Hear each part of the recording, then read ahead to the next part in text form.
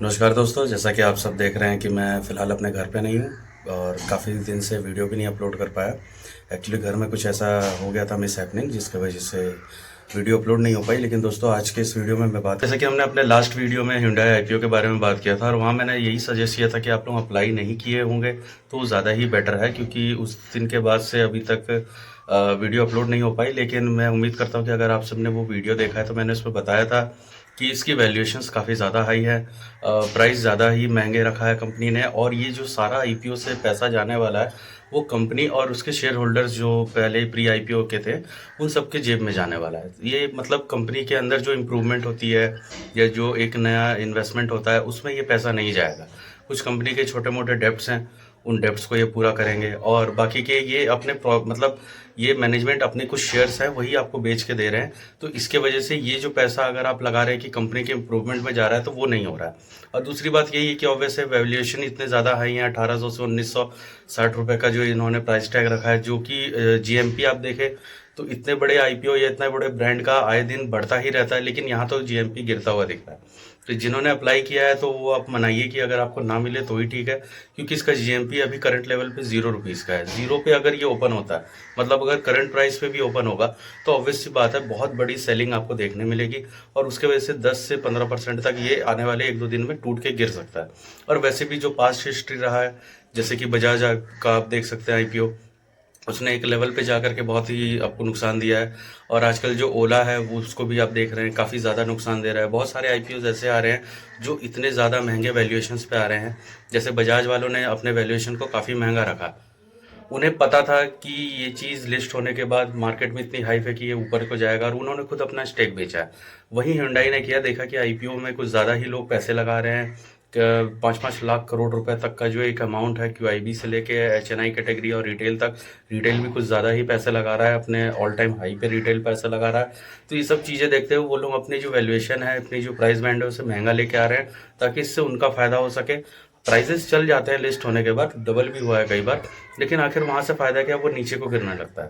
और ऐसे शेयर्स जो अच्छी कंपनी के भी होते हैं वो बहुत बड़े एक टाइम तक एक प्राइस रेंज में फंस जाते हैं, जहाँ ना आप एंट्री ले सकते हैं, और एंट्री लिए हुए हैं तो वहाँ एग्जिट हो सकते हैं। तो आई होप कि आप लोगों ने Hyundai के आईपीओ में पैसे नहीं लगाएं, और अगर लगा दिए हैं और अगर आपको अलॉटमेंट मिलता है तो आप लिस्ट होते ही आपको जो भी रीजनेबल प्राइस दिखे आप वहाँ से एग्जिट कर लेंगे, तो वो आपके लिए ज़्यादा बेटर रहेगा। इस समय मार्केट में जो फॉल्ट दिख रहा है पिछले 3-4 दिनों से, आपने देखा होगा कि रोज़ मार्केट में 100 से 150 पॉइंट की गिरावट है।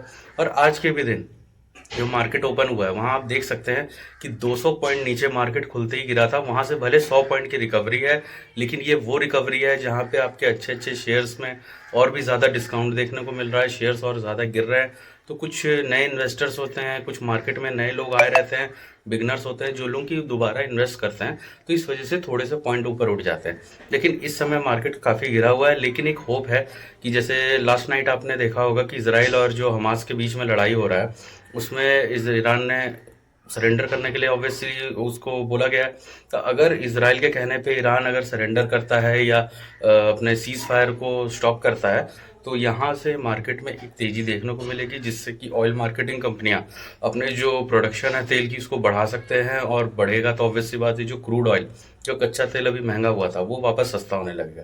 तो ये सब चीज़ें हैं जो ग्लोबल मार्केट को स्टेबल करने पे मदद करेंगी। बाकी अमेरिका का मार्केट तो स्टेबल है ही, वो ठीक रिस्पॉन्ड कर रहा है। इंडिया के मार्केट में यही था कि एक फेज़ था कि अभी यहाँ के इन्वेस्टर, जितने भी इन्वेस्टर हैं, ये चाइना में पैसा डाल रहे हैं, तो वो जितना डलना था, जितना निकलना था, निकल चुका है। अब कुछ नहीं है। अब ज़्यादातर रिटेलर के भी हाथ में बहुत बड़ा एक कह सकते हैं पैसा है, बहुत बड़े शेयर्स हैं। तो ये चीज़ ऐसी ही चलते रहेंगी, थोड़ा टाइम के लिए कंसोलिडेट करेगा। दूसरा यहाँ पे आपने एक चीज़ और देखा होगा कि आपको बता दूं, जैसे कि बहुत सारे कंपनियों का क्यूआई रिजल्ट, जो Q2 का रिजल्ट है वो रिलीज़ हो रहा है, जहाँ बजाज ऑटो जैसी और बड़े बड़े जो कंपनी हैं इन लोगों के मार्जिन्स पे दबाव देखने को मिला है। जैसे रिलायंस भी है, मतलब कुछ ज़्यादा ही अच्छा नहीं किया इन्होंने, पिछले क्वार्टर के ही आसपास का रिजल्ट दिया है। तो जब इन्होंने पिछले क्वार्टर 4 महीने पहले जैसा ही रिजल्ट दिया है, कोई नया इंप्रूवमेंट नहीं है, तो पिछले 4 महीने से इनका शेयर प्राइस जो 20 से 25% ऊपर है, तो ऑब्वियसली बात है वो करेक्ट होगा। मार्केट पिछले 5-6 महीनों में कुछ ज़्यादा ही भागा है, 23,000 के लेवल से 26,200 तक गया, तो थोड़ा सांस लेगा, थोड़ा नीचे आएगा। तो ये सब चीज़ें चलती है मार्केट में। अभी जैसे आप देख सकते हैं आज में टाटा कंज्यूमर और टीसीएस और एलएनटी L&T इन्फोटेक, इन सब के आज रिजल्ट आने हैं, तो इनके भी रिजल्ट का अनुमान यही है कि मिला जुला आएगा।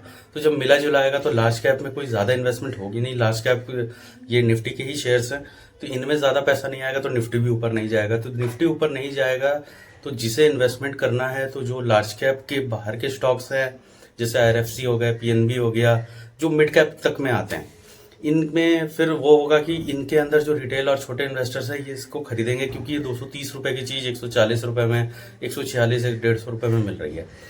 टाटा स्टील भी काफ़ी नीचे आया है, तो स्टील सेक्टर अभी डाउन है, तो स्टील सेक्टर वापस उठेगा, क्योंकि चाइना के मार्केट फिर से स्टेबल होने वाले हैं। तो ये साइकिल ऐसे चलेगा। तो आने वाले समय में आप देखेंगे कुछ ही महीनों में, ये जब क्वार्टर रिजल्ट्स का समय निकल जाएगा, सारी कंपनियों के रिजल्ट आ जाएंगे मिले जुले, तो दिवाली के एंड के बाद या फिर नवंबर दिसंबर से इनकी जो प्रोडक्शन क्वालिटी है, जो इनकी सेल्स है और जितना भी इनका ग्रोथ है, वो वापस ऑन ट्रैक आएगा। आप पास्ट हिस्ट्री भी देख सकते हैं कि मॉनसून से लेकर के और आपके दिवाली एंड तक जो सेकंड क्वार्टर्स होते हैं वो ज़्यादातर कंपनियों के मिले जुले ही आते हैं और उसमें दिक्कत होती है। तो ये चीज़ें थी जहाँ पे आपको एक चीज़ समझना पड़ेगा, मार्केट में बने रहना है। नई खरीदारी करने से अभी रुके, बचे। थोड़ी थोड़ी अमाउंट पे आप एवरेजिंग कर सकते हैं अपने पोर्टफोलियो में, और जो नए एक्यूमुलेशन है वो आप इस मंथ के एंड में ही थोड़ा सा ध्यान दें, क्योंकि मार्केट अभी लगातार 5 दिन गिरा है। एक दिन अचानक से आपको लगेगा मार्केट मेरे हाथ से निकल जाएगा, मैं खरीद लेता हूँ, फिर उसके बाद फिर गिरेगा। तो ये अभी कंसोलिडेशन चलेगा, तो आप इस चीज़ का ध्यान रखें दोस्तों। तो मिलते हैं अगले वीडियो में अगले अपडेट के साथ।